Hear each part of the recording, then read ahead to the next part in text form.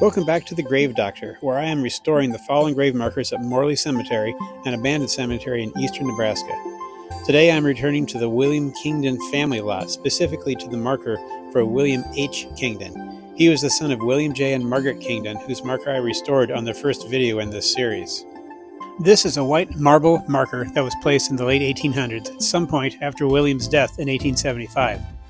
Over the past 150 years since he passed away, the marker has developed some serious staining, black marks over much of its surface. Over time and with careful brushing, this has significantly lessened, but as it does not seem to be due to biological growth, it is unlikely that it can be completely removed without damaging the stone. The broken finial at the top of the monument appears to be fine-grained gray granite and was originally secured by a metal rod. Today we're going to work on one of the other stones that was in the area I first started at. This is another Kingdon here. Yeah, aim the camera. This is another Kingdon here.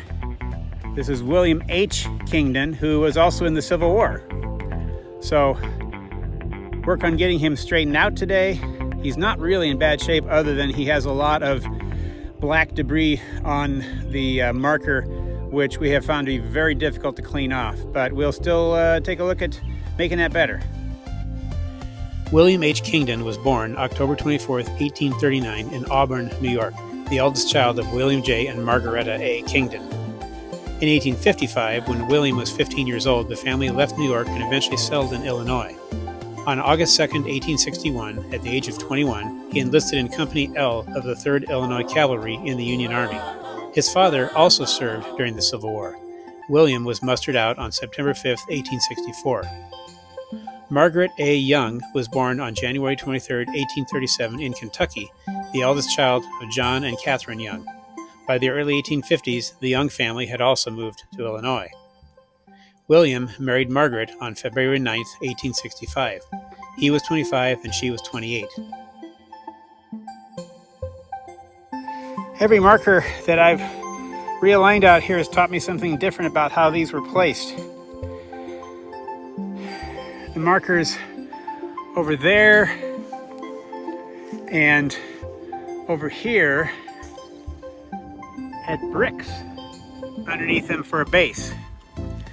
This one, interestingly, has a bit of concrete under it, and it has a lip on this, as if it was set in wet concrete to begin with.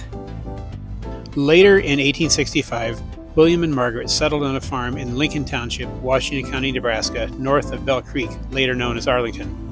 By 1867, William's parents and several of his siblings had also settled nearby, and Margaret's parents arrived in the county around the same time. William and Margaret had two daughters, Catherine, born in 1866, and Minnie, born in 1870. On October 11, 1873, William became a charter member and treasurer of Washington Lodge No. 41 of the Independent Order of Oddfellows, organized in Bell Creek. The lodge met on the second floor of a two-story building in town. After gold was discovered in the Black Hills of South Dakota in 1874, many members left in search of fortune. When they returned, the lodge resumed meeting as before. On August 7, 1875, William suffered a fatal head injury after being kicked by a mule. He was just 35 years old. He was buried at Morley Cemetery.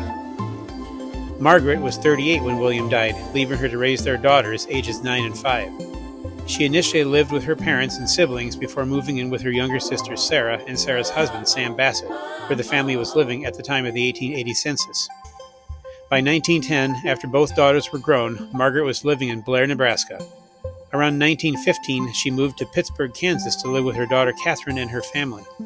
She died there on April 23, 1918, at age 81, and was buried in Mount Olive Cemetery, far from her husband, who remained at Morley Cemetery in Nebraska. At this point in the restoration, I have the base in place and leveled, the plinth set on top of the base, and now I am in the process of adding the monument setting compound to the die. This will keep water out of the space between the die and the plinth.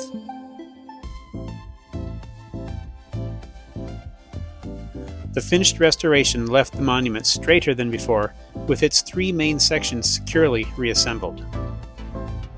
The smaller marker next to the stone that you can see on the west side is the footstone, which I have placed next to the marker so that it does not get hit by mowers.